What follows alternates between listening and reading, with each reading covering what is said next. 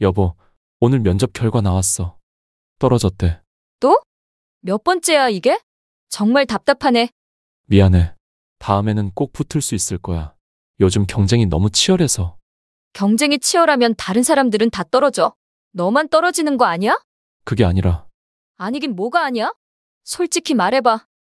면접 때 제대로 했어? 또 떨면서 버벅거렸지? 최선을 다했어. 정말로. 최선? 그게 최선이야? 결혼 전에는 그렇게 자신만만하더니 이제 와서 이 모양이야? 여보, 너무 그렇게 말하지 마. 나도 힘들어. 힘들긴 누가 힘들어? 나는 안 힘들어? 친구들 만나면 남편 직업 물어볼 때마다 얼마나 창피한지 알아? 그래도 곧 취업될 거야. 조금만 기다려줘. 조금만? 벌써 몇 달째야? 내가 언제까지 이렇게 살아야 해? 미안해. 정말 미안해. 미안하면 뭐해? 미안하다고 돈이 생겨? 밥이 나와? 그래도 엄마가 도와주시고 있잖아. 그것도 언제까지야? 어머니한테 계속 손 벌리고 살 거야? 부끄럽지도 않아? 부끄럽지. 하지만 지금은 어쩔 수 없잖아. 어쩔 수 없다고. 다른 남편들은 다 어떻게 사는데? 여보, 제발 이해해줘. 나도 하루빨리 일자리 구하고 싶어. 예? 내가 얼마나 이해해줬는데? 근데 너는 뭐야? 매일 집에서 뭐 하고 있어? 이력서 쓰고 면접 준비하고. 그게 하루 종일 할 일이야? 다른 일이라도 해봐. 알바라도. 알바하면 면접 스케줄 맞추기 어려워. 핑계만 늘었네. 정말 한심해. 여보, 여보는 무슨 여보야? 이런 남편 가져서 내가 얼마나 후회되는지 알아? 그렇게까지 말하지 마. 사실이잖아. 결혼 전에는 나를 공주님처럼 대해주겠다고 했으면서 이게 뭐야?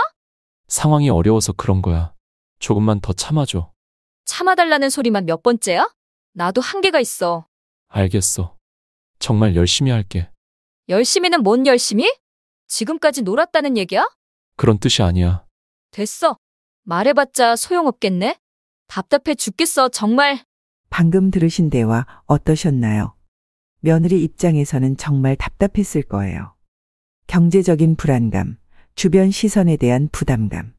이런 감정들이 쌓이다 보면 가장 가까운 사람에게 터지게 되는 것 같아요. 아마 본인도 이렇게까지 말하고 싶지 않았을 수도 있어요. 하지만 듣는 아들 입장에서는 어떨까요? 이미 자책하고 있을 텐데 가장 의지하고 싶은 사람에게서 이런 말을 듣는다면 정말 마음이 무너질 것 같아요.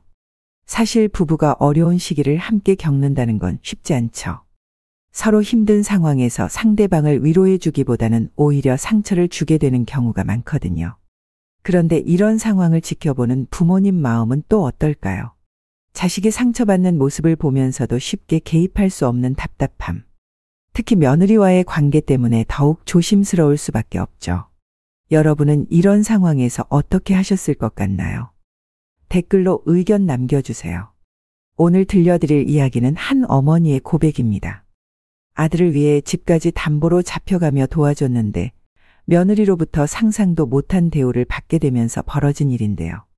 처음에는 참고 또 참았지만 결국 한계에 다다른 어머니가 내린 결단이 모든 걸 바꿔놓았습니다. 과연 어떤 일이 있었을까요? 그리고 그 결단이 가져온 결과는 무엇이었을까요? 지금부터 시작하겠습니다. 그날도 평범한 저녁이었습니다. 아들이 퇴근길에 집에 들렀는데 얼굴이 유난히 어두워 보이더군요. 결혼해서 따로 사는 아들이지만 일주일에 두세 번은 이렇게 들러주곤 했거든요. 밥상을 차려주면서 오늘 회사에서 무슨 일 있었는지 물어봤더니 한참을 망설이다가 입을 열었습니다. 엄마, 직장 생활이 너무 힘들어. 아들의 목소리에 힘이 없었습니다. 30 중반이 된 아들이지만 여전히 제 눈에는 걱정스러운 존재였거든요. 회사에서 야근에 주말 근무까지 하면서도 월급은 턱없이 부족하다고 늘 하소연하던 아들이었습니다. 결혼 후에도 경제적으로 여유롭지 못한 상황이 계속되고 있었어요. 그러게 요즘 직장 생활이 다 그렇다더라. 반찬을 하나씩 챙겨주면서 대답했습니다. 아들은 평소보다 밥도 천천히 먹으며 뭔가 고민이 깊어 보였어요. 한참 동안 침묵이 흘렀습니다. 그러다가 아들이 젓가락을 내려놓고 조심스럽게 말을 꺼냈습니다. 엄마, 나 가게라도 열어보고 싶은데. 갑작스러운 말이었습니다. 사실 아들이 장사에 대한 이야기를 한 적이 없었거든요. 직장인으로만 살아온 아들이었는데 갑자기 사업 이야기를 하니 조금 당황스러웠어요. 하지만 그 순간 아들의 눈빛이 달라 보였습니다. 절망보다는 희망 같은 게 섞여 있었거든요. 아들은 계속해서 자신의 생각을 털어놨습니다. 매일같이 상사 눈치 보며 사는 게 너무 지친다는 것, 월급으로는 아내와 제대로 된 생활을 할 수 없다는 것, 그래서 자신만의 일을 해보고 싶다는 마음이 간절하다는 것을 말했어요. 평생 남의 밑에서 눈치 보며 살던 아들이 자신만의 일을 해보고 싶다는 마음, 이해가 안 가는 건 아니었습니다. 내가 하고 싶은 일 해야지. 입으로는 그렇게 말했지만 속으로는 걱정이 앞섰습니다. 장사라는 게 그렇게 만만한 일이 아니라는 걸 누구보다 잘 알고 있었거든요. 실패할 확률이 성공할 확률보다 훨씬 높다는 것도 알고 있었고요. 하지만 아들의 간절한 눈빛을 보니 반대할 수가 없었습니다. 결혼한 아들이 자신의 인생에 대해 진지하게 고민하고 있다는 게 대견하기도 했어요. 아들은 제 말을 듣고 조금 밝아진 표정으로 구체적인 계획을 이야기하기 시작했습니다. 어떤 가게를 열고 싶은지, 어느 정도 규모로 시작할 생각인지 설명했어요. 그 모습을 보니 이미 상당히 많은 생각을 해본 것 같았습니다. 그로부터 일주일 후 아들이 다시 찾아왔습니다. 평소와 달리 표정이 어둡고 무거워 보였어요. 차를 한 잔 끓여주며 무슨 일인지 물어봤더니 한참을 망설이다가 조심스럽게 입을 열었습니다. 엄마, 사업 자금이 생각보다 많이 필요해. 아들의 목소리가 떨리고 있었습니다. 가게를 열기 위해 알아보니 초기 투자 비용이 예상했던 것보다 훨씬 많이 든다는 거였어요. 임대보증금부터 시작해서 인테리어 비용, 초기 재료비까지 합치면 상당한 금액이 필요하다고 했습니다. 아들은 자신이 가진 돈으로는 절반도 안 된다며 고민이 깊다고 털어놨어요. 그때까지만 해도 아들이 무슨 말을 할지 예상하지 못했습니다. 그저 돈이 부족하니 어떻게 해야 할지 모르겠다는 하소연 정도로 생각했거든요. 하지만 아들이 다음에 한 말은 제 예상을 완전히 벗어났습니다. 엄마, 집을 담보로 사업자 좀 빌려줘. 그 순간 머릿속이 하얘졌습니다. 집담보대출이라는 말이 귀에 들어오는 순간 온몸에 긴장이 돌았어요. 이 집은 제가 평생에 걸쳐 모은 전 재산이었거든요. 젊은 시절 남편과 함께 조금씩 돈을 모아서 마련한 집이고 남편이 세상을 떠난 후에도 혼자서 지켜온 소중한 공간이었습니다. 아들은 제 표정을 보고 더욱 간절하게 말했습니다. 다른 방법이 없다는 것, 은행에서 개인 신용대출로는 한계가 있다는 것, 그래서 집을 담보로 해야만 충분한 자금을 마련할 수 있다는 설명을 했어요. 그러면서 반드시 성공해서 빠른 시일 내에 갚겠다고 약속했습니다. 집담보대출의 위험성은 누구보다 잘 알고 있었습니다. 만약 사업이 실패하면 이 집을 잃을 수도 있다는 걸 모르는 바 아니었어요. 하지만 아들의 절박한 모습을 보니 차마 거절할 수가 없었습니다. 결혼한 아들이 자신의 인생을 걸고 도전하고 싶다는데 어머니로서 도와주지 않을 수 없었거든요. 그래, 한 번만 도와주자. 결국 그렇게 말했습니다. 아들은 제 말을 듣고 눈물까지 글썽이며 고마워했어요. 하지만 그 순간에도 가슴 한구석에서는 불안함이 사라지지 않았습니다. 정말 괜찮을까 하는 걱정이 계속 머릿속을 맴돌았거든요. 며칠 후 은행에 갔습니다. 담당 직원이 집담보 대출에 대해 자세히 설명해 줬는데 들으면 들을수록 부담스러웠어요.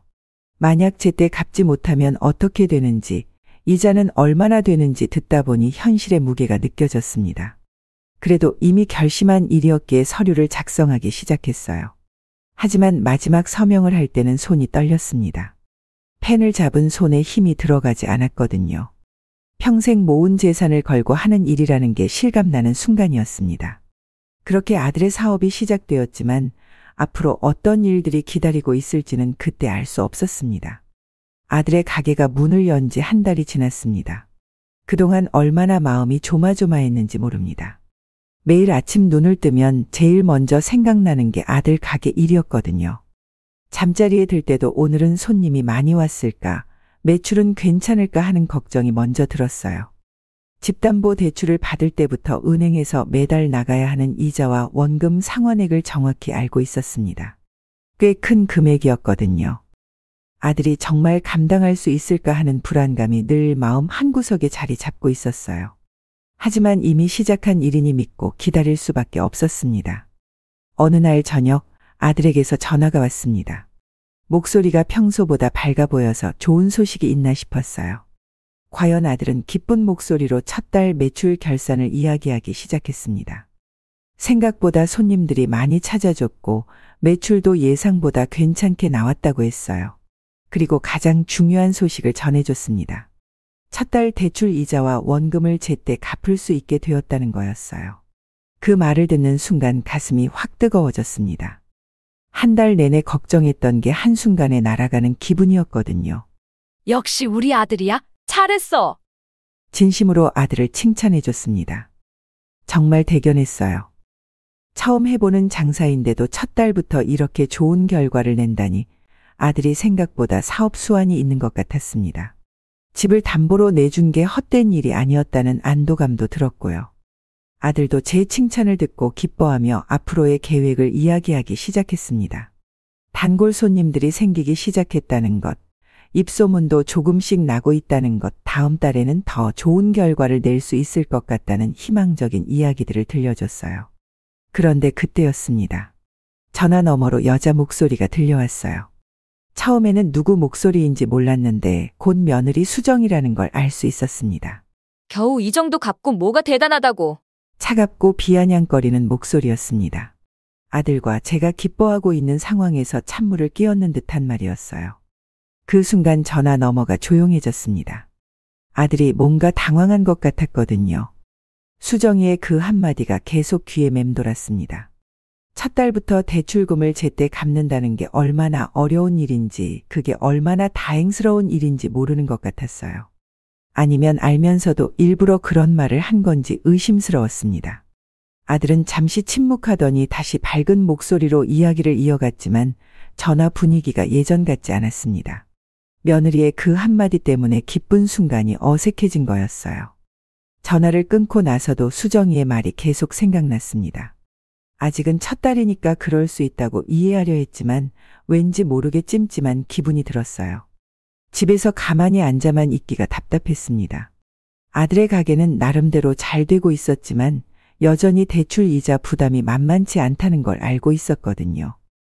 매달 나가는 금액을 생각하면 아들 혼자서는 버거울 것 같았어요. 그래서 나라도 조금이라도 보탬이 되어야겠다는 생각이 들었습니다. 마침 동네에서 빌딩 청소 일자리가 있다는 소식을 들었어요. 아는 분이 소개해 주신 건데 나이는 좀 있지만 건강하니까 할 만하다고 하셨거든요. 사실 평생 남의 일을 해본 적이 없어서 처음에는 망설여졌어요. 하지만 몸도 멀쩡한데 집에서 놀고만 있을 게 아니라는 생각이 들었습니다. 며칠 고민하다가 결국 그 일을 시작하기로 마음먹었어요. 새벽 일찍 나가서 오피스 빌딩을 청소하는 일이었는데 생각보다 힘들지 않았습니다. 오히려 몸을 움직이니까 건강에도 좋을 것 같았고 무엇보다 아들에게 조금이라도 도움이 될 수 있다는 게 뿌듯했어요. 일주일 정도 다니고 나서 아들에게 전화를 걸었습니다. 청소 일을 시작했다는 소식을 전하고 싶었거든요. 아들이 걱정할까봐 일부러 밝은 목소리로 말했어요. 아들아, 엄마가 요즘 빌딩 청소 일 시작했어. 왜 갑자기 일을 해? 아들의 목소리에 놀라는 기색이 역력했습니다. 당연한 반응이었어요. 그동안 일을 안 하고 지내던 제가 갑자기 청소 일을 한다고 하니 의외였을 거거든요. 몸도 멀쩡한데 놀면 뭐해? 조금이라도 보태주려고. 아들에게 솔직하게 말했습니다. 대출 이자라도 조금 보태주고 싶다는 마음이었어요. 아들은 그럴 필요 없다며 만류했지만 이미 시작한 일이고 괜찮다고 안심시켜줬습니다. 그런데 갑자기 전화 너머로 소란스러운 소리가 들렸어요. 뭔가 아들과 다른 사람이 이야기하는 소리였는데 곧 전화가 바뀌었습니다. 어머니? 수정이의 목소리였습니다. 평소보다 톤이 차가웠어요. 무슨 일인지 궁금해서 대답했더니 수정이가 바로 본론을 꺼냈습니다. 어머니, 부끄러우니까 남들한테는 말하지 마세요.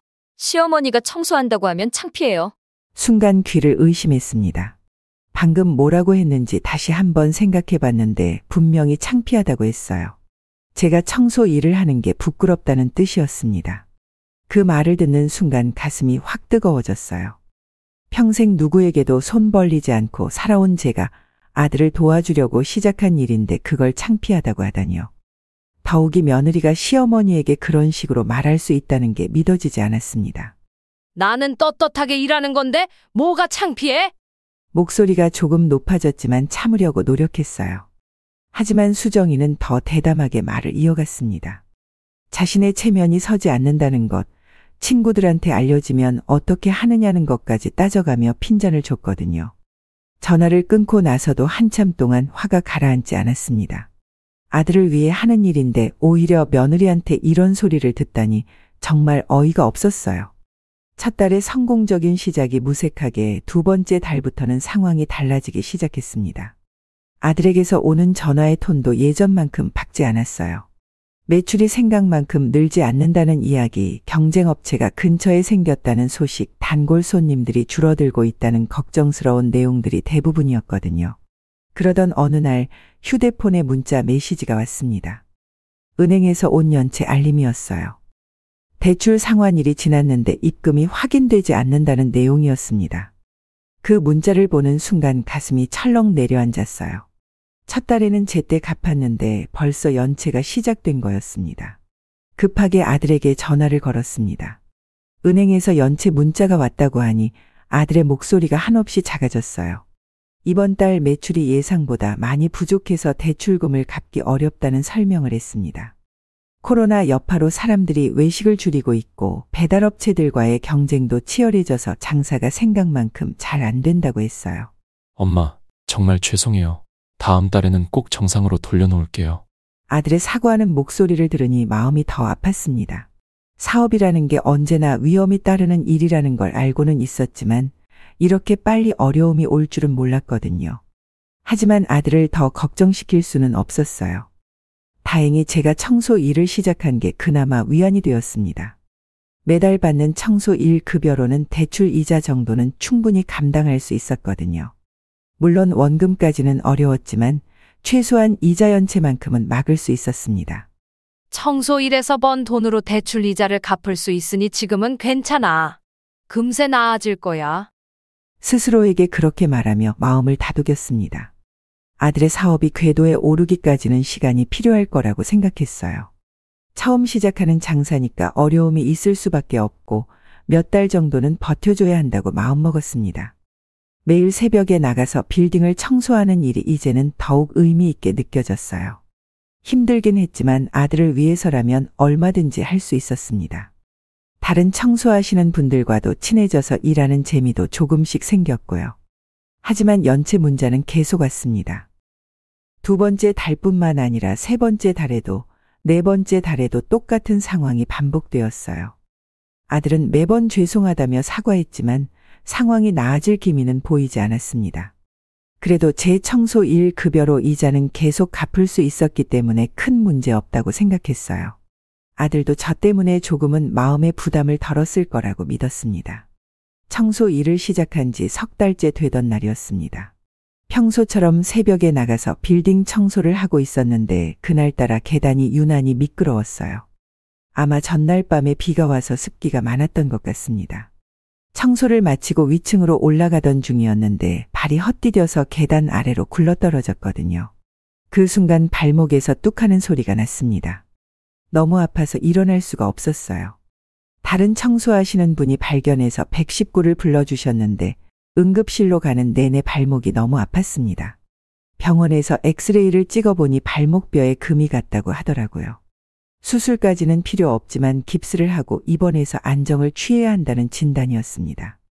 병상에 누워서 제일 먼저 한 일이 아들에게 전화하는 것이었어요.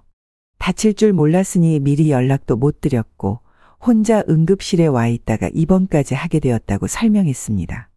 아들이 놀라며 어디 병원인지 물어보길래 주소를 알려줬어요. 지금 가게 정리하느라 바빠. 저녁에 갈게. 아들의 대답이었습니다. 물론 가게 일이 바쁘다는 건 이해했어요. 하지만 어머니가 다쳐서 입원했다는데 저녁에 온다는 말을 들으니 조금 서운했습니다. 그래도 아들 나름대로 사정이 있을 거라고 생각하며 기다렸어요. 수정이에게도 연락해보고 싶어서 전화를 걸어봤습니다. 하지만 전화벨이 계속 울리기만 할 뿐 받지 않더라고요. 한 번, 두 번, 세 번 걸어봐도 마찬가지였습니다. 혹시 바쁜 일이 있나 싶어서 문자라도 보내려고 했는데 그것도 답이 없었어요. 병실에 혼자 누워있으니 더욱 외로웠습니다. 다른 환자들은 가족들이 와서 돌봐주는데 저는 혼자서 간호사분들께만 의존해야 했거든요. 발목이 아픈 것보다 마음이 더 아팠어요. 젊었을 때 아이들이 다치면 뭘 하던 중이라도 달려갔었는데 정작 제가 다쳤을 때는 이런 대우를 받는다니 씁쓸했습니다. 저녁 8시가 넘어서야 아들이 병원에 나타났습니다. 면회 시간이 거의 끝날 때쯤이었어요. 아들은 헐레벌떡 뛰어와서는 미안하다며 사과했습니다. 가게 정리하고 설거지까지 마무리하느라 늦었다고 하더라고요. 엄마, 많이 아파? 아들이 걱정스러운 표정으로 물어봤지만 이미 몇 시간을 혼자 있었던 터라 서운함이 가시지 않았습니다. 그래도 왔으니까 다행이라고 생각하며 괜찮다고 대답했어요. 아들은 발목 상태를 확인하고 의사 선생님께 상황을 물어보더니 며칠 입원해야 하는지 걱정했습니다. 수정이는 어디 있어? 궁금해서 물어봤더니 아들이 잠시 머뭇거리더라고요. 친구들과 약속이 있어서 못 온다고 하더라는 대답이었습니다. 아무리 약속이 있어도 시어머니가 입원했다는데 그럴 수 있나 싶었지만 아들 앞에서는 내색하지 않았어요.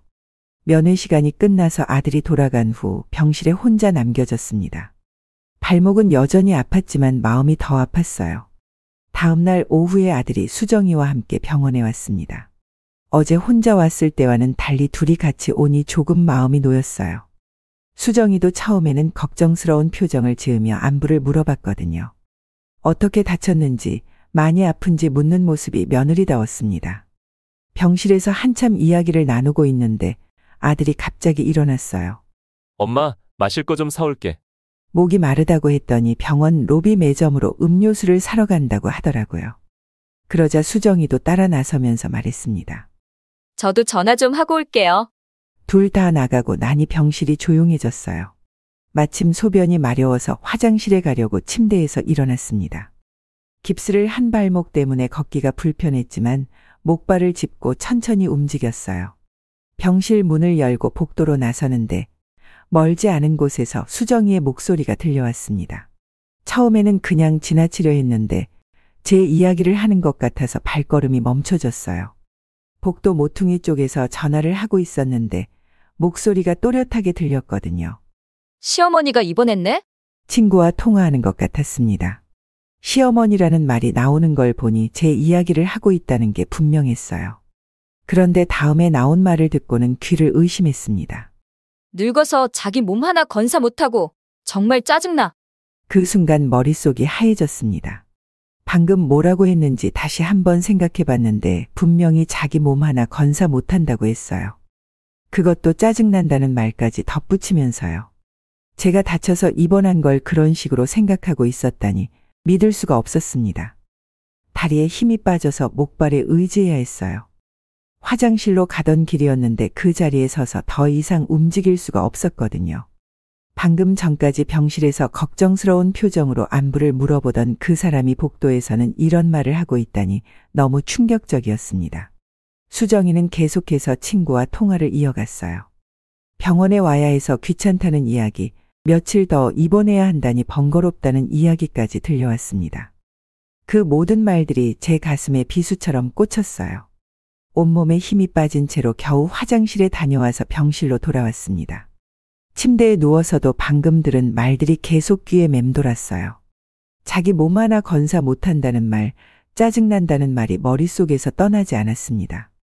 화장실에서 돌아와 침대에 누워서도 방금 들은 수정이의 말이 계속 귀에 맴돌았습니다. 자기 몸 하나 건사 못한다는 말, 짜증난다는 말이 머릿속에서 떠나지 않았어요. 그렇게 충격을 받고 있는데 복도에서 아들과 수정이의 발걸음 소리가 들려왔습니다. 병실 문이 열리면서 둘이 함께 들어왔어요. 아들은 음료수 몇 개를 들고 있었고 수정이는 평소와 다름없는 밝은 표정이었습니다. 마치 방금 전 복도에서 그런 말을 했던 사람이 아닌 것처럼 자연스러웠어요. 어머니, 괜찮으세요? 수정이가 다가와서 걱정스러운 목소리로 물어봤습니다. 그런데 그 목소리를 들으니 더욱 기분이 이상했어요. 몇 분 전에 친구한테 짜증난다고 했던 그 사람이 지금은 이렇게 다정하게 말하고 있다니 도무지 이해할 수가 없었거든요. 아들은 가져온 음료수를 침상 옆 테이블에 놓으면서 제 컨디션을 물어봤어요. 발목은 어떤지, 통증은 덜해졌는지 확인하는 모습이 걱정스러워 보였습니다. 적어도 아들만큼은 진심으로 걱정해주고 있다는 게 느껴져서 다행이었어요. 어머니, 이제 편히 쉬세요. 수정이가 밝게 웃으며 말했습니다. 그러면서 제 손을 살짝 잡더니 다정한 표정을 지었어요. 저랑 놀러도 다니면서요. 퇴원하고 나면 같이 시간을 보내자는 뜻인 것 같았습니다. 평소 같았으면 고마운 말이라고 생각했을 텐데 지금은 전혀 다르게 들렸어요. 그 웃는 얼굴이 진짜가 아니라 가면 같다는 생각이 들었거든요.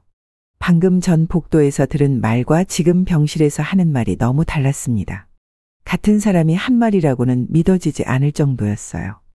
수정이의 미소를 보면서도 속으로는 어떤 생각을 하고 있을지 알 수 없었습니다. 아들은 수정이가 다정하게 구는 모습을 보며 흐뭇해했어요. 아내가 어머니를 잘 챙겨준다고 생각하는 것 같았습니다. 하지만 저는 그 장면을 보면서 더욱 답답했어요. 아들이 수정이의 진짜 모습을 모른다는 게 안타까웠거든요. 정말 고마워, 수정아. 제가 그렇게 대답했지만 목소리에는 힘이 없었습니다. 진심으로 고맙다는 마음이 들지 않았거든요. 오히려 어색하고 불편했어요. 수정이는 제 반응을 눈치채지 못하고 계속 밝은 표정을 유지했습니다. 그날 저녁 아들과 수정이가 돌아간 후에도 잠이 오지 않았어요. 복도에서 들은 그 말들과 병실에서의 다정한 모습이 계속 대비되면서 머릿속이 복잡했습니다. 이제까지 수정이를 어떻게 봐야 할지 혼란스러웠어요. 퇴원한 지 일주일이 지났을 무렵 아들의 목소리가 갈수록 지쳐 보였습니다. 전화할 때마다 한숨부터 나오고 가게 일이 생각만큼 잘 안 된다는 하소연만 계속했어요. 몸도 마음도 많이 힘들어 보였거든요. 그런 아들을 보니 어머니로서 뭔가 해주고 싶은 마음이 간절했습니다. 발목이 아직 완전히 낫지 않아서 오래 서 있기는 힘들었지만 반찬이라도 만들어주면 아들이 조금은 나아질 것 같았어요. 평소 아들이 좋아하던 메뉴들로 정성껏 준비하기로 마음먹었습니다. 미역국, 김치찌개, 멸치볶음, 시금치나물까지 여러 가지를 만들어서 가져가 주려고 했어요. 며느리에게 전화해서 언제 집에 갈지 미리 약속을 잡았습니다. 3일 전부터 말해뒀거든요. 반찬 만들 시간도 필요하고 아무래도 며느리가 집에서 받아줘야 하니까 일정을 맞춰야 했습니다. 며느리도 좋다고 하면서 기다리겠다고 했어요. 약속한 날 정성껏 만든 반찬들을 통에 담아서 아들 집으로 향했습니다. 발목이 아직 완전히 낫지 않아서 무거운 걸 들고 가기 힘들었지만 아들 생각에 그런 건 신경 쓰이지 않았어요. 집 앞에 도착해서 며느리에게 전화를 걸었습니다. 저 지금 친구들이랑 제주도 여행 중이라 어머니가 들어가서 냉장고에 넣어주세요. 며느리의 대답이었습니다. 제주도 여행이라고 하니 갑작스러웠어요. 3일 전에 미리 약속했는데 그때는 여행 이야기가 없었거든요. 그런데도 며느리는 미안하다는 말 한마디 없이 그냥 들어가서 넣어달라고만 했습니다. 도어락 비밀번호를 알려줘서 누르고 들어갔는데 집안 상태에 깜짝 놀랐어요. 거실 테이블 위에는 배달 용기들이 그대로 놓여 있고 싱크대에는 설거지할 그릇들이 쌓여 있었습니다. 바닥에도 여기저기 물건들이 흩어져 있었고요. 냉장고를 열어보니 더 황당했습니다. 반찬통을 넣을 자리가 없을 정도로 배달 용기들로 가득 차 있었어요. 치킨 용기, 중국 음식 용기, 피자 박스까지 냉장고 안이 온통 배달 음식 포장재로 넘쳐났습니다. 제가 정성껏 만든 반찬을 넣을 공간을 만들려면 그것들을 먼저 정리해야 했어요. 잠깐 망설였습니다. 이 정도면 청소를 해주는 게 맞겠다는 생각도 들었거든요. 하지만 며느리 입장에서는 시어머니가 자기 집을 치워주는 게 부담스러울 수도 있겠다는 생각이 들었어요. 게다가 제가 그렇게 해주면 도리어 며느리가 민망해할지도 모른다는 우려도 있었습니다. 결국 반찬통들을 냉장고 문 앞쪽에 간신히 밀어넣고 그냥 나왔습니다. 제대로 자리도 잡지 못한 채로 넣어뒀지만 어쩔 수 없었어요. 집을 나서면서 마음이 복잡했습니다. 아들이 이런 환경에서 지내고 있다는 게 안타까웠거든요. 집으로 돌아오는 길에 계속 생각이 났어요. 3일 전에 미리 약속까지 해놨는데 갑자기 여행을 간다는 것도 이상했고 집안 상태도 너무 엉망이었습니다.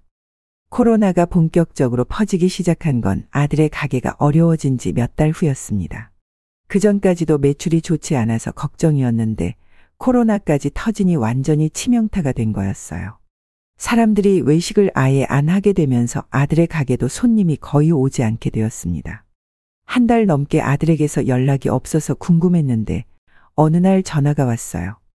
목소리가 완전히 기운이 빠져 있었습니다. 가게를 더 이상 유지할 수 없어서 완전히 문을 닫게 되었다는 소식이었어요. 임대료도 못 내고 있는 상황에서 코로나까지 겹치니 어쩔 수 없는 선택이었다고 했습니다. 그 말을 듣는 순간 머릿속이 복잡해졌어요. 집담보대출은 어떻게 할 건지, 앞으로 어떻게 살아갈 건지 걱정이 앞섰습니다. 하지만 아들의 목소리가 너무 절망적이어서 추궁할 수는 없었어요. 일단 직접 만나서 이야기해보자고 했습니다. 다음 날 아들 집으로 찾아갔습니다. 도어락 비밀번호를 누르고 들어가니 거실에서 TV 소리가 크게 들려왔어요. 며느리가 소파에 편하게 누워서 예능 프로그램을 보고 있었습니다. 제가 들어가는데도 일어나지 않더라고요. 어머니 오셨어요? 소파에 누운 채로 고개만 돌려서 인사했습니다. 아들은 방에서 나와서 저를 맞이했는데 얼굴이 완전히 상해 있었어요. 며칠 동안 제대로 잠도 못 잔 것 같았습니다. 가게 정리하느라 힘들었다는 이야기를 하는 아들 옆에서 며느리는 여전히 TV만 보고 있었어요. 이제 어떻게 할 생각이야? 아들에게 물어봤더니 아직 구체적인 계획은 없다고 했습니다. 일단 취업을 다시 알아봐야겠다는 정도였어요.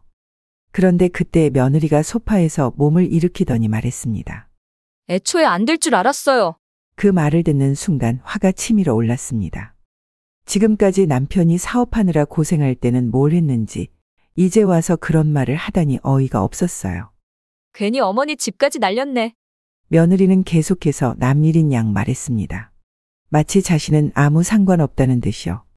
집담보 대출을 받은 것도 제 결정이고 사업 실패도 제 책임이라는 식으로 들렸어요. 정작 그 돈으로 혜택을 받으며 살던 사람이 이런 말을 하다니 믿을 수가 없었습니다. 아들은 아내의 그런 말에 대해서 아무 반응도 하지 않았어요. 그냥 고개를 숙이고 있을 뿐이었습니다. 그 모습을 보니 더욱 답답했어요. 며느리가 이런 식으로 나와도 아무 말도 못하는 아들이 안타까웠거든요. 며느리는 다시 소파에 눕더니 TV에 집중했습니다. 남편과 시어머니가 심각한 이야기를 하고 있는데도 전혀 신경 쓰지 않는 모습이었어요. 마치 자신과는 상관없는 일이라는 듯이 말입니다. 가게를 완전히 접게 되었다는 소식을 듣고 며칠이 지났습니다. 아들의 상태가 너무 걱정되어서 집으로 불러서 같이 밥이라도 먹으며 앞으로의 일을 상의해보고 싶었어요. 무엇보다 제대로 된 음식을 먹이고 싶었습니다. 아들이 너무 야위어 보였거든요. 시장에 가서 몸에 좋다는 재료들을 사왔어요. 삼계탕을 끓이고 각종 나물도 무치고 아들이 좋아하는 반찬들을 정성스럽게 준비했습니다. 이런 때일수록 든든하게 먹어야 다시 일어설 힘이 생길 거라는 생각이었어요. 아들 부부에게 전화해서 저녁에 와서 같이 먹자고 했습니다. 아들은 고맙다며 꼭 가겠다고 했어요. 며느리도 함께 온다고 했고요. 오랜만에 가족이 한자리에 모여서 밥을 먹으며 진솔한 이야기를 나눠보고 싶었습니다. 저녁 시간에 아들 부부가 왔어요. 아들은 여전히 기운이 없어 보였지만 제가 준비한 음식을 보고는 조금 밝아진 표정을 지었습니다. 며느리는 평소와 다름없이 무표정했어요. 함께 밥상에 앉아서 식사를 시작했습니다. 한참 먹다가 조심스럽게 물어봤어요. 앞으로 어떻게 할 계획인지, 당장 생활은 어떻게 꾸려나갈 건지 궁금했거든요. 무엇보다 집담보 대출을 어떻게 갚을 건지가 가장 큰 문제였습니다. 배달이나 막노동이라도 해서 갚을게. 아들이 진심 어린 목소리로 대답했습니다. 체면 같은 건 신경 쓰지 않겠다는 듯이 당장 할 수 있는 일이라면 뭐든지 하겠다고 했어요. 그 말을 들으니 적어도 아들만큼은 책임감을 가지고 있다는 게 느껴져서 다행이었습니다. 그런데 며느리의 반응은 완전히 달랐어요. 젓가락을 놓고는 당당하게 말했습니다. 결혼 전에 남편이 손에 물 한 방울 안 묻히고 살게 해주겠다고 해서 전 그냥 지금처럼 놀 거예요. 그 말을 듣는 순간 숟가락을 든 손이 멈췄습니다. 지금 상황이 어떤 상황인지 아는지 모르는지 정말 어이가 없었어요. 남편이 막노동이라도 하겠다고 하는데 자신은 계속 놀겠다고 선언하다니 이런 며느리가 어디 있나 싶었습니다. 아들도 깜짝 놀란 표정이었어요. 아내가 이런 말을 할 줄 몰랐던 것 같았습니다. 하지만 뭐라고 말하지는 못하고 그냥 고개만 숙였어요. 그 모습을 보니 더욱 화가 났습니다. 지금이 그럴 때야? 참다 못해 물어봤더니 며느리는 전혀 주눅 들지 않고 대답했어요. 자신은 약속받은 대로 살 거라는 것, 남편이 알아서 해결할 문제라는 식으로 말했습니다.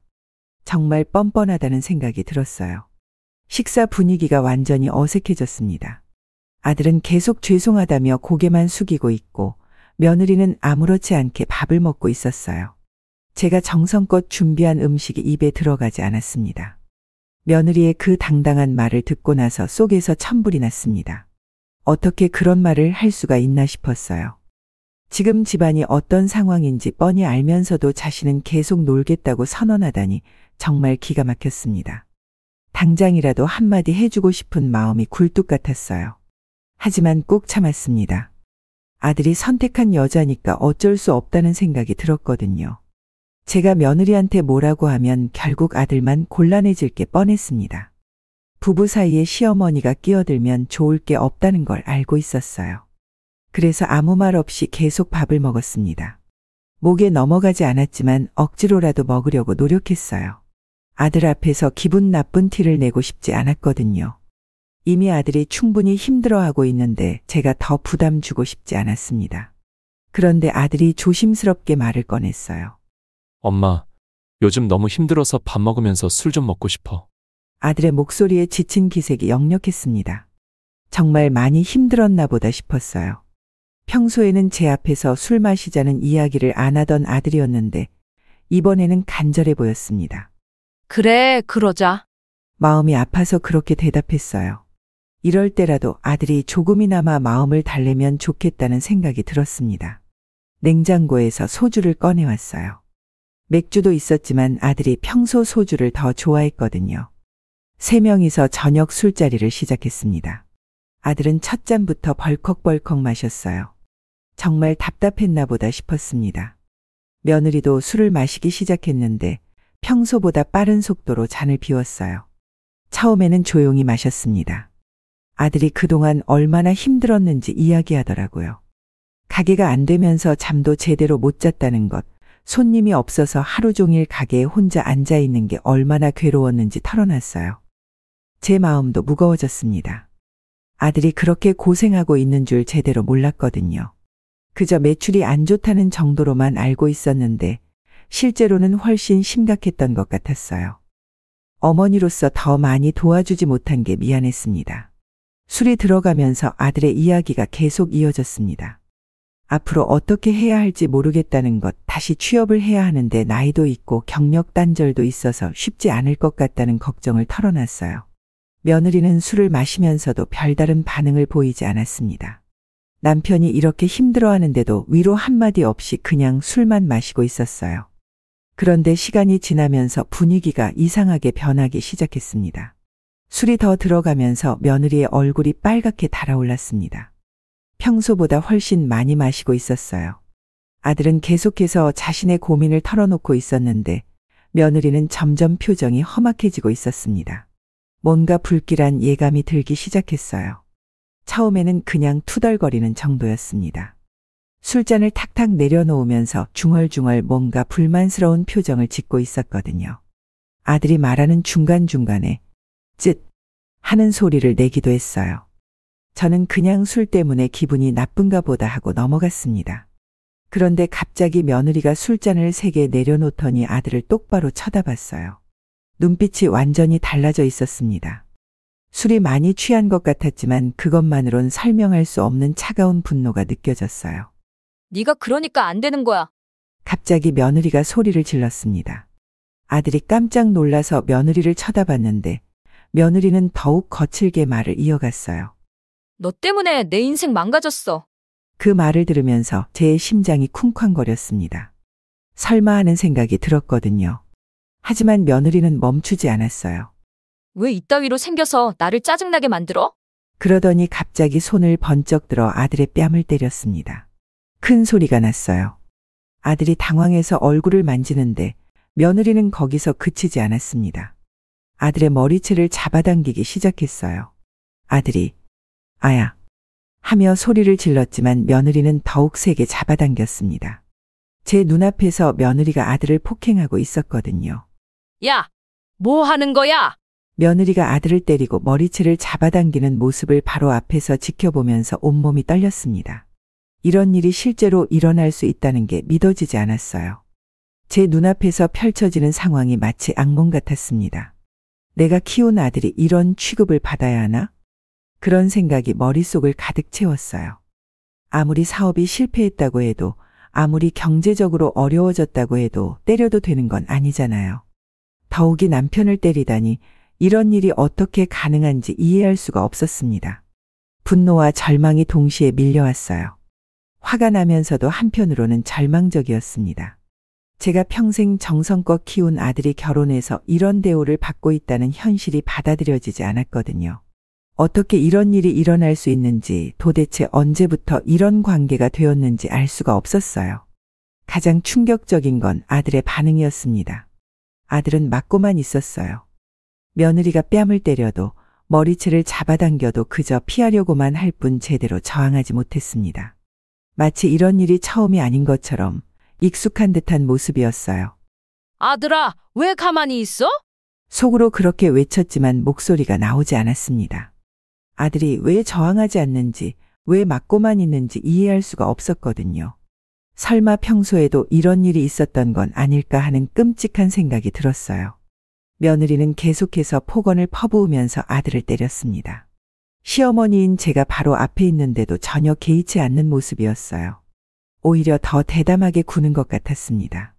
마치 제게 보여주려는 것처럼 말이에요. 제 가슴이 터질 것 같았습니다.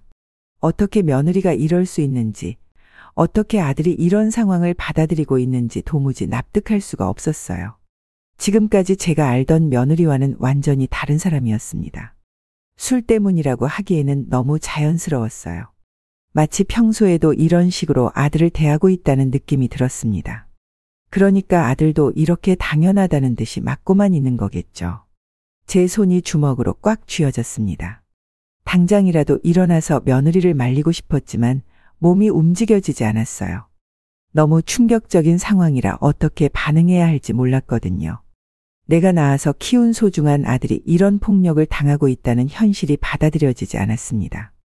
그리고 그 순간 이제는 더 이상 참을 수 없다는 결심이 서기 시작했어요. 그날 밤 아들 부부를 돌려보낸 후 침대에 누워도 잠이 오지 않았습니다. 며느리가 아들을 때리던 모습이 계속 눈앞에 아른거렸어요. 뺨을 때리는 소리, 머리채를 잡아당기면서 하던 폭언들이 귀에서 떠나지 않았습니다. 그리고 그런 상황에서도 가만히 있던 아들의 모습이 가슴을 아프게 했어요. 천장을 바라보며 지금까지의 일들을 차례대로 되짚어봤습니다. 아들의 사업을 위해 집을 담보로 잡힌 것부터 시작해서 청소 일을 하며 대출 이자를 갚아온 것, 병원에 입원했을 때 며느리가 보여준 이중적인 모습, 그리고 오늘 목격한 끔찍한 장면까지요. 이제까지 참을 만큼 참았다는 생각이 들었습니다. 며느리의 무례한 행동들을 아들이 선택한 사람이니까 하며 눈 감아줬고, 집안 사정이 어려우니까 이해해야 한다며 스스로를 달래왔어요. 하지만 오늘 본 일은 절대 그냥 넘어갈 수 없었습니다. 나도 나이가 많지 않은데 내 인생을 이렇게 살 수는 없다는 생각이 간절했어요. 지금까지 아들을 위해서, 가족을 위해서 내 것을 희생하며 살아왔는데 언제까지 이렇게 살아야 하는지 답답했습니다. 제 인생도 소중한 건데 왜 이렇게 무시당하면서 살아야 하는지 억울했어요. 며느리도 나이가 먹었으면 책임을 져야 한다는 생각이 확고해졌습니다. 결혼한 지 몇 년이 됐는데 아직도 철없는 아이처럼 굴면서 모든 걸 남 탓으로 돌리고 있잖아요. 남편을 때리고 폭언을 하는 게 정상적인 아내의 모습인지 도무지 이해할 수 없었습니다. 새벽까지 뜬 눈으로 지새우면서 마음을 정리했어요. 이제는 자신의 삶을 먼저 생각하기로 마음먹었습니다. 아들이 소중하긴 하지만 제 인생까지 망가뜨릴 수는 없다는 결론에 도달했거든요. 평생 다른 사람을 위해 희생하며 살아왔는데 이제는 제 자신을 위해 살고 싶었어요. 남은 인생이라도 당당하게 제대로 살고 싶다는 마음이 간절했습니다.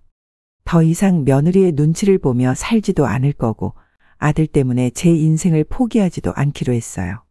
집담보 대출도 이제는 아들이 책임져야 할 문제라고 생각했습니다.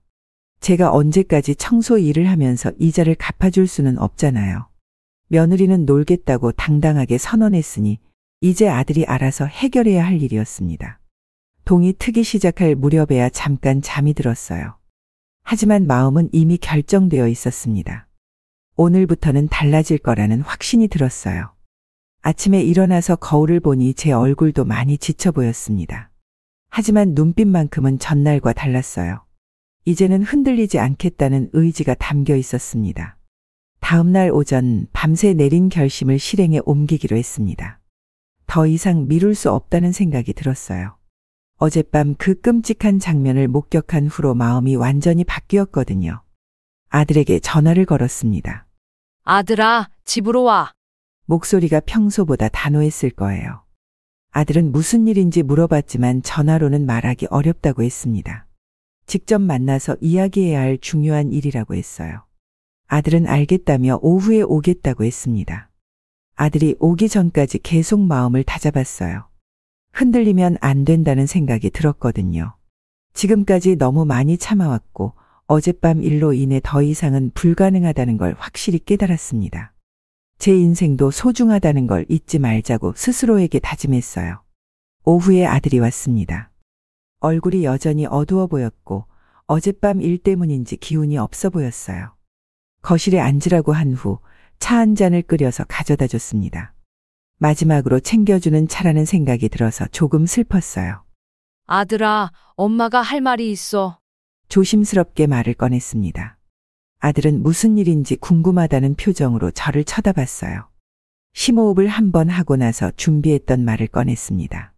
이제부터 대출은 너희가 알아서 갚아라. 아들의 표정이 순간 굳어졌어요. 예상하지 못한 말이었을 거거든요. 하지만 저는 계속 말을 이어갔습니다. 엄마도 더 이상은 힘들어. 솔직한 마음이었어요. 정말 더 이상은 견딜 수 없었거든요. 청소 일을 하면서 대출 이자를 갚아주는 것도 한계가 있었고 무엇보다 어젯밤 목격한 일 때문에 마음이 완전히 돌아섰습니다. 아들이 그런 대우를 받으면서도 가만히 있는 걸 보니 제가 도와줄 이유가 없다는 생각이 들었어요. 엄마, 죄송해요. 아들이 고개를 숙이며 사과했습니다. 그 모습을 보니 마음이 아팠어요. 아들 잘못이 아니라는 걸 알고 있었거든요. 하지만 이제는 아들도 어른이니까 자신의 선택에 대한 책임을 져야 한다고 생각했습니다. 아들아, 내가 미안해할 일은 아니야. 하지만 이제 너도 어른이잖아. 엄마가 언제까지 도와줄 수는 없어. 담담하게 말했지만 속으로는 마음이 무거웠습니다. 아들이 어떻게 받아들일지, 앞으로 어떻게 해결해 나갈지 걱정이 되었거든요. 하지만 더 이상 제가 책임질 수는 없다는 결심은 변하지 않았어요. 아들은 한참 동안 아무 말도 하지 못했습니다. 아마 충격이 컸을 거예요. 그동안 제가 계속 도와줄 거라고 생각했을 테니까요. 엄마가 하는 행동 충분히 이해해. 내가 알아서 할게. 결국 아들이 그렇게 대답했습니다. 목소리에 힘이 없었지만 받아들이겠다는 뜻으로 들렸어요. 그 순간 정말 많은 감정이 밀려왔지만 흔들리지 않으려고 노력했습니다. 아들이 집으로 돌아간 지 1시간도 안 되어서 현관문을 두드리는 소리가 들렸습니다. 문을 열어보니 며느리가 서 있었어요. 평소와 달리 얼굴이 상기되어 있고 숨을 헐떡이고 있었습니다. 아마 아들에게서 소식을 듣고 급하게 달려온 것 같았어요. 어머니 왜 이러세요? 며느리가 현관에 서서 바로 따지기 시작했습니다. 인사도 없이 그냥 들어와서는 당황한 표정으로 물어봤어요. 제가 아들에게 했던 말을 전에 들었나 보더라고요. 거실로 들어오라고 했지만 며느리는 서서 계속 말했습니다. 갑자기 도움 안 주신다고 하시면 저희가 어떻게 해요? 목소리에 다급함이 섞여 있었어요. 지금까지 당연하게 생각했던 도움이 끊어진다니 당황스러웠을 거예요. 하지만 저는 전날 밤 이미 마음을 정리했기 때문에 흔들리지 않았습니다. 이제 나도 나이가 많으니까 내 생활을 생각해야겠어? 담담하게 대답했습니다. 며느리가 어떤 반응을 보일지 예상은 했지만 제 결심은 바뀌지 않았거든요. 오히려 어젯밤 그 끔찍한 광경을 목격한 후로는 더욱 확고해졌어요. 너희도 이제 어른이니까 알아서 해봐. 며느리의 얼굴이 순간 굳어졌습니다. 아마 이런 말을 들을 거라고는 예상하지 못했을 거예요. 지금까지 제가 항상 도와주고 이해해주는 시어머니였으니까요. 어머니, 그러시면 안 되죠. 저희가 정말 어떻게 해요? 며느리가 계속 따졌지만 저는 마음이 흔들리지 않았어요. 어젯밤까지만 해도 이런 상황에서는 마음이 약해졌을 텐데 이제는 달랐습니다. 며느리가 아들을 때리고 폭언하는 모습이 계속 떠올랐거든요. 나도 내 인생이 있어? 언제까지 너희 뒷바라지만 할 수는 없잖아. 현실적인 이야기를 했습니다. 정말 그런 마음이었어요. 지금까지 아들을 위해서, 가족을 위해서 희생해왔지만 이제는 제 자신을 생각하고 싶었습니다. 며느리는 잠시 말이 없었어요. 아마 어떻게 대응해야 할지 몰랐을 거예요. 지금까지 저를 만만하게 본 게 분명했거든요. 하지만 이제는 다르다는 걸 보여주고 싶었습니다. 그동안 많이 도와줬잖아. 집까지 담보로 잡혀가면서 말이야. 제가 지금까지 얼마나 많은 희생을 했는지 상기시켜줬어요. 며느리도 그 사실을 부인할 수는 없었을 거예요. 이제는 너희가 책임질 때가 됐어? 결혼한 지도 몇 년 됐는데 언제까지 부모한테 의존할 거야? 며느리가 계속 당황해하며 어떻게 해야 하느냐고 따지는 모습을 보니 이참에 확실하게 말해줘야겠다는 생각이 들었습니다. 지금까지 너무 좋게만 봐줬던 것 같아서 현실을 제대로 알려주고 싶었어요. 수정아, 나도 젊을 때는 힘들었어. 인생 선배로서 조언해주고 싶었습니다. 며느리가 지금 겪고 있는 어려움을 이해 못하는 건 아니라는 뜻으로 말했어요. 저도 젊은 시절에는 경제적으로 어렵고 힘든 시기가 있었거든요. 하지만 나이가 먹었으면 책임이라는 걸 지는 거야. 이 부분이 가장 중요한 말이었어요. 며느리가 아직도 책임감 없이 살고 있다는 게 가장 문제였거든요.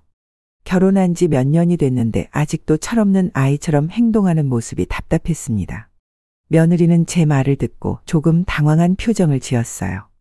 아마 지금까지 이런 식으로 직접적인 말을 들어본 적이 없었을 거예요. 저도 그동안 너무 돌려서 말하거나 참고 넘어갔었거든요. 어른이 되면 자기 행동에 대한 책임을 져야 해. 계속 남 탓만 하면서 살 수는 없잖아. 좀 더 구체적으로 말해줬습니다. 어젯밤에 아들을 때리고 폭언하던 모습이 계속 떠올랐거든요. 그런 행동도 결국은 책임감이 없기 때문이라고 생각했어요. 나도 내 인생 살아야겠다. 그리고 제 입장을 확실하게 밝혔습니다. 더 이상 다른 사람을 위해서만 살지 않겠다는 의미였어요. 지금까지 너무 희생만 하며 살았는데 이제는 제 자신을 위해 살고 싶었습니다. 집도 내가 필요하면 처분할 수도 있고. 이 말을 할 때는 자연스럽게 나왔어요. 위협하려는 의도는 아니었고 그냥 현실적인 상황을 알려주는 거였습니다. 집은 제 명이니까 제가 원하면 언제든 처분할 수 있다는 사실을 말한 거였어요. 며느리의 얼굴이 순간 하얘졌습니다. 아마 이런 말까지 나올 줄은 몰랐을 거예요. 집담보 대출이 있으니까 집을 처분하면 어떻게 되는지는 뻔했거든요. 어머니, 설마 정말 그러시는 건 아니죠? 며느리가 떨리는 목소리로 물어봤지만 저는 확실하게 대답했어요. 지금 당장은 아니야. 하지만 내가 필요하다고 판단되면 그럴 수도 있어. 정말 그런 마음이었어요. 더 이상 이런 식으로 살 수는 없다는 확신이 들었거든요. 며느리도 이제는 현실을 직시해야 할 때가 됐다고 생각했습니다. 며느리는 더 이상 할 말을 찾지 못하고 망설이고 있었어요. 아마 제가 이렇게 단호하게 나올 줄 몰랐을 거예요. 이제야 진짜 대화가 시작된 것 같았습니다. 며느리가 제 말을 듣고 잠시 당황한 표정을 짓더니 갑자기 태도를 바꿨습니다. 아마 상황이 심각하다는 걸 깨달았나 보더라고요. 그동안 보지 못했던 모습이었어요. 어머니, 제가 잘못했어요. 며느리가 고개를 숙이며 사과했습니다. 목소리도 한결 조심스러워졌어요. 하지만 저는 그 사과가 진심인지 의심스러웠습니다. 지금까지 보여준 행동들을 생각하면 갑작스러운 변화였거든요. 젊을 때 실수는 할 수 있어. 일단 며느리의 사과를 받아주는 척했습니다. 하지만 그냥 넘어갈 수는 없었어요. 지금까지의 일들이 단순한 실수로만 치부될 일은 아니었거든요. 하지만 놀고 먹겠다고 선언한 사람이 갑자기 잘못했다고 하니까 어이가 없네. 살짝 비꼬는 투로 말했습니다. 어제만 해도 당당하게 계속 놀겠다고 선언했던 사람이 하루 만에 잘못했다고 하니 진정성이 의심스러웠어요. 상황이 불리해지니까 급하게 태도를 바꾸는 것 같았습니다. 며느리는 제 말에 아무 대답도 하지 못했어요. 할 말이 없었을 거예요. 실제로 어제 그런 말을 했으니까 변명할 여지가 없었거든요. 하지만 저도 너무 매정하게만 굴고 싶지는 않았어요. 아무래도 아들과 살아가야 할 사람이니까 아예 관계를 끊을 수는 없었습니다. 그래서 마지막에는 한 발 물러서는 말을 했어요. 그래도 내 아들만 잘 대해주면 됐어. 결국 제가 가장 중요하게 생각하는 건 아들이었어요. 며느리가 저한테 어떻게 하든 상관없지만 아들만큼은 제대로 대해줬으면 좋겠다는 마음이었습니다. 특히 어젯밤에 목격한 폭력적인 모습은 절대 용납할 수 없었거든요. 며느리는 제 말을 듣고 조금 안도하는 표정을 지었어요. 아마 완전히 관계가 끊어지는 건 아니라는 뜻으로 받아들인 것 같았습니다. 네, 알겠어요. 앞으로 잘할게요. 며느리가 다시 한번 약속했습니다. 하지만 저는 말보다는 행동이 중요하다고 생각했어요. 앞으로 어떻게 변하는지 지켜볼 생각이었습니다. 말로만 하지 말고 행동으로 보여줘. 특히 아들한테 그런 짓은 다시는 하지 마. 어젯밤 일을 직접적으로 언급했습니다. 며느리의 얼굴이 순간 빨갛게 달아올랐어요. 아마 제가 그 장면을 다 봤다는 걸 알고 부끄러웠을 거예요. 그런 일은 다시는 없을 거예요. 며느리가 작은 목소리로 약속했습니다. 그래도 이 정도면 충분히 경고를 준 것 같았어요. 이제부터는 정말 달라져야 할 때였습니다. 며느리가 돌아간 지 이틀 후 아들이 혼자 집에 찾아왔습니다. 며느리 없이 혼자 온 건 오랜만이었어요. 얼굴이 많이 상해 보였고 평소보다 더 기운이 없어 보였습니다. 아마 집에서 며느리와 이런저런 이야기를 나눴을 거예요. 차를 한 잔 끓여서 가져다 주니 아들이 조심스럽게 입을 열었습니다. 엄마, 미안해. 목소리가 가라앉아 있었어요. 정말 미안하다는 마음이 느껴졌습니다. 다 내가 잘못했어. 아들이 고개를 숙이며 사과했습니다. 모든 책임을 자기가 지겠다는 듯이 말하더라고요. 그 모습을 보니 마음이 아팠어요. 사실 아들 잘못이 아니라는 걸 누구보다 잘 알고 있었거든요. 아들아, 너는 잘못 없어. 먼저 아들의 마음을 달래주고 싶었습니다. 아들이 자책할 필요는 없다고 생각했어요. 사업 실패도 코로나 때문이었고 며느리의 행동은 더더욱 아들 탓이 아니었습니다. 아들은 제 말을 듣고 조금 놀란 표정을 지었어요. 아마 혼날 줄 알았는데 오히려 위로를 받아서 의외였을 거예요. 하지만 나이가 먹었으면 책임감 있게 살아야 해. 그렇다고 해서 아들에게 아무 말도 안 할 수는 없었어요. 이제는 정말 어른답게 살아야 할 때라는 걸 알려주고 싶었습니다. 결혼한 남자로서 가장으로서 해야 할 일들이 있다는 것을 말해주고 싶었어요. 엄마는 내가 행복했으면 좋겠어. 결국 제가 진짜로 바라는 건 아들의 행복이었습니다. 돈이 많고 적고는 중요하지 않았어요.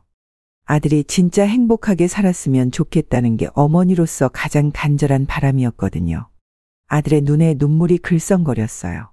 아마 제가 따뜻하게 말해줘서 감동받았을 거예요. 그동안 혼자서 얼마나 힘들었을지 생각하니 마음이 아팠습니다. 앞으로는 정말 잘해볼게, 엄마. 아들이 진심을 담아 약속했습니다. 목소리에 힘이 들어가 있었어요. 이번 일을 계기로 정말 달라지겠다는 의지가 느껴졌습니다. 그래, 엄마가 믿어. 하지만 이제는 정말 어른답게 해야 해. 특히 집안일은 내가 주도적으로 해결해야 하고. 현실적인 조언도 빼놓을 수 없었어요. 지금까지는 제가 너무 많이 도와줬는데 이제는 아들이 스스로 해결해 나가야 한다는 걸 분명히 해두고 싶었습니다. 그리고 아들아, 너도 사람이야. 너무 참기만 하지 마. 어젯밤에 맞고만 있던 아들의 모습이 떠올랐어요. 아무리 아내라고 해도 그런 대우를 받으면서 살면 안 된다는 걸 알려주고 싶었습니다. 아들은 제 말을 진지하게 듣고 있었어요. 이제야 정말 어른다운 대화를 나누고 있다는 느낌이 들었습니다. 아들과 진지한 대화를 나누다 보니 평소에 하지 못했던 말들을 해주고 싶어졌습니다. 어머니로서 아들의 현재 상황이 너무 걱정스러웠거든요. 특히 어젯밤에 목격한 일 때문에 아들이 정말 괜찮은지 확인하고 싶었어요. 아들아, 정말 힘들지 않니? 조심스럽게 물어봤습니다. 아들의 표정을 자세히 살펴보니 정말 많이 지쳐 보였어요. 사업 실패의 스트레스도 있겠지만 그것보다 더 깊은 피로감이 느껴졌습니다. 엄마가 보기에 너 많이 지쳐 보여. 솔직한 마음을 털어놨어요. 아들이 겉으로는 괜찮은 척하고 있지만 어머니 눈에는 다 보였거든요. 몸도 마음도 많이 상해 있다는 게 느껴졌습니다. 아들은 제 말을 듣고 잠시 말이 없었어요. 아마 자신의 상태를 어떻게 설명해야 할지 모르겠다는 표정이었습니다. 그 모습을 보니 더욱 마음이 아팠어요. 한참 망설이다가 용기를 내서 말했습니다. 아직 아이도 없으니까 정말 죽을 것처럼 힘들면 결혼 생활 그만해도 돼. 이런 말을 하는 제 자신도 놀라웠어요. 하지만 진심이었습니다. 아들이 이렇게 힘들어하면서까지 결혼 생활을 지속해야 하는지 의문이 들었거든요. 특히 며느리의 폭력적인 모습을 본 후로는 더욱 그런 생각이 강해졌어요. 아들의 눈이 커졌습니다. 어머니가 이런 말을 할 줄은 꿈에도 몰랐을 거예요. 보통 부모들은 이혼을 반대하는 경우가 많은데 저는 오히려 아들의 행복을 더 중요하게 생각했습니다. 인생은 길어. 계속해서 말을 이어갔어요. 아들이 아직 젊으니까 다시 시작할 기회가 충분히 있다는 걸 알려주고 싶었습니다. 엄마는 내가 행복했으면 좋겠어. 이게 제 진심이었어요. 아들이 돈을 많이 벌거나 성공하는 것보다 그냥 행복하게 살았으면 좋겠다는 게 어머니로서 가장 간절한 바람이었습니다. 아들은 제 말을 듣고 눈물을 글썽거렸어요. 아마 이런 말을 들어본 적이 없어서 감동받았을 거예요. 그동안 혼자서 얼마나 고민했을지 생각하니 마음이 아팠습니다. 엄마, 아들이 작은 목소리로 저를 불렀지만 더 이상 말하지는 못했어요. 아마 복잡한 감정들이 뒤섞여 있을 거예요. 아들아, 엄마는 언제든지 내 편이야. 내가 어떤 선택을 하든 지지해 줄 거야. 확실하게 말해줬습니다. 아들이 혼자가 아니라는 걸, 언제든지 의지할 수 있는 사람이 있다는 걸 알려주고 싶었어요. 아들은 한참 동안 고민하는 표정이었습니다. 아마 많은 생각을 하고 있을 거예요. 아들과의 진솔한 대화가 끝나고 며칠이 지났을 때 며느리가 다시 찾아왔습니다. 이번에는 전과 달리 조심스러운 모습이었어요. 아마 지난번 일로 인해 상황이 바뀌었다는 걸 제대로 깨달은 것 같았습니다. 어머니, 죄송해요. 며느리가 고개를 숙이며 사과했습니다. 평소와는 완전히 다른 모습이었어요. 그동안 보여줬던 당당하고 뻔뻔한 태도는 온데간데 없었습니다. 앞으로 잘할게요. 며느리가 약속했습니다. 목소리도 한결 조심스러웠고 제 눈치를 보는 모습이 역력했어요. 하지만 저는 이미 마음을 정리한 상태였기 때문에 크게 감동받지 않았습니다. 그래, 잘해봐. 짧게 대답했습니다. 길게 말할 필요도 없었고 감정을 섞을 이유도 없었어요. 이미 며느리의 진짜 모습을 다 봐버렸으니까 말보다는 행동이 중요하다고 생각했습니다. 행동으로 보여줘.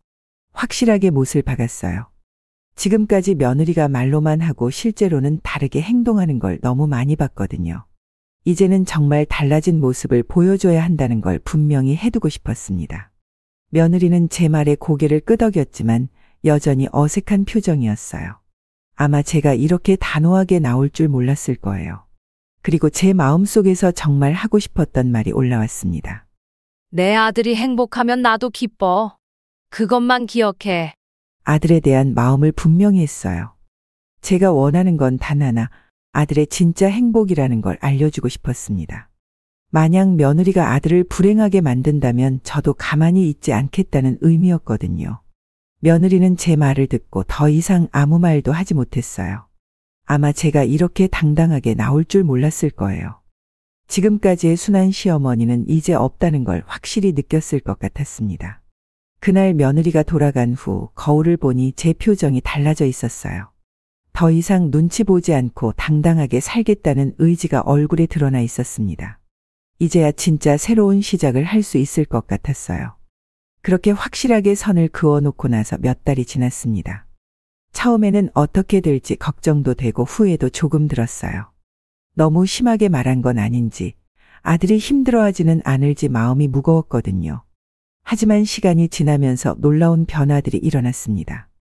며느리가 정말 달라진 거예요. 먼저 취업을 했다는 소식을 들었을 때는 깜짝 놀랐습니다.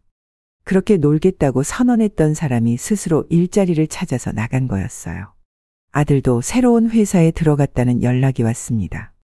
월급은 예전보다 적었지만 꾸준한 수입이 생겼다며 기뻐하더라고요. 가장 중요한 건 꼬박꼬박 대출금을 갚고 있다는 거였어요. 제가 청소 일을 그만둘 수 있게 되었습니다.